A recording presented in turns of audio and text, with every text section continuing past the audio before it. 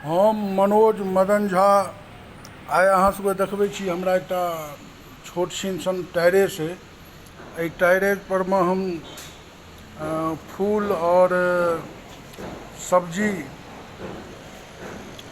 जे छै से अहाँके लगौने छी और किछु दिन में जे छै से ई सब अहाँके फड़ऽ लागत और एहिमे बहुत मेहनत भेल। लगभग ई 25 बाय 25 के एक टेरेस है, हमर पर्सनल टेरेस है।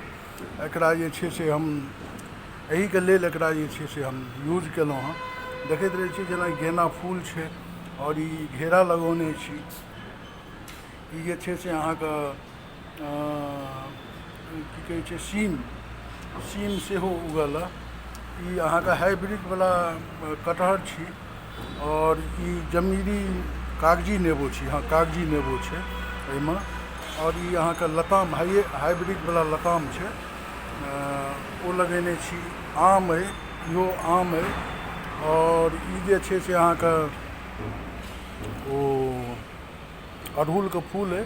अड़हुल के फूल एकटा इहो है, इहो गाछ है और है इहो है। आ ओतऽ जे छै से कोन पर में बैजंती के गाछ है और गुलाब सेहो है।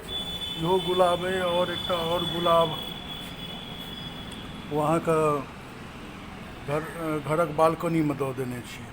और अहाँ सब आउ तऽ इम्हर अहाँके हम देखा रहल छी सनी के गाछ है, ई एलोवेरा अछि और ई अहाँके मिर्ची है दूटा में। आ ई टमाटर के बिया जे छै से हम लगौने छलहुँ तऽ ओहिमे बहुत सारा जे छै से अहाँके अथी ऊपर भेलै है। और हे देखियो हे एहिठाम ई झुंगनी रोपने छी, झुंगनी अछि। और ई दूटा एहिठाम सजमनि के गाछ सेहो जनमल है। आब ई जे छै से अहाँके लतरऽ लागल। आब एकरा जे छै से अहाँके हम चढ़ेबै ऊपर में।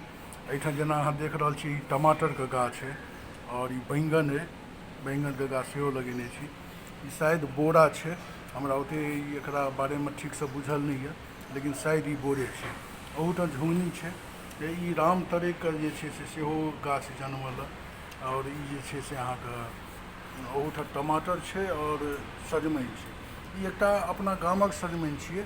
और ई जे सजमनि छै से ई अहाँके एकर बीज हम यूपी से मंगेने छलहुँ एकटा लड़का से, तऽ ई आयल छल। आब ई दुनू में कोन तरहक सजमनि हेतै से फड़ला के बादे बुझबै जे कोन तरहक हेतै। फिलहाल अहाँ देख रहल छी जे एकरा जे छै से पूरा हम जे छै से अहाँके गार्डनिंग एकरा जे छै से अहाँके पूरा तरह से जे छै से हम ओहि हिसाबसँ एकरा जे छै से अहाँके केलिए। और देखै छियै आगू अबैवला दिनमे ई फड़त।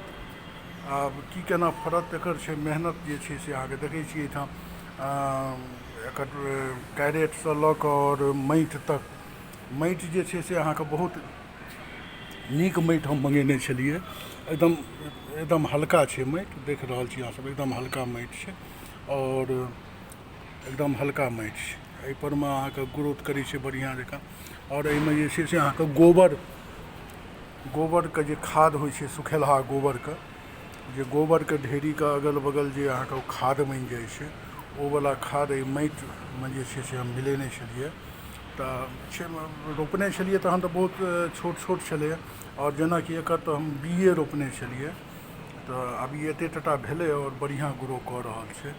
आब आगू चलि कऽ जखन ई फड़ऽ लागत या एहिसँ और कनिए ई लतरत फूल बाती हैत, तखनो अहाँ सबके हम जे छै से देखा देब जे ई कोन तरहक जे छै से ई एहिमे फल और फूल लगलै है। फिलहाल के लेल एतबे। धन्यवाद।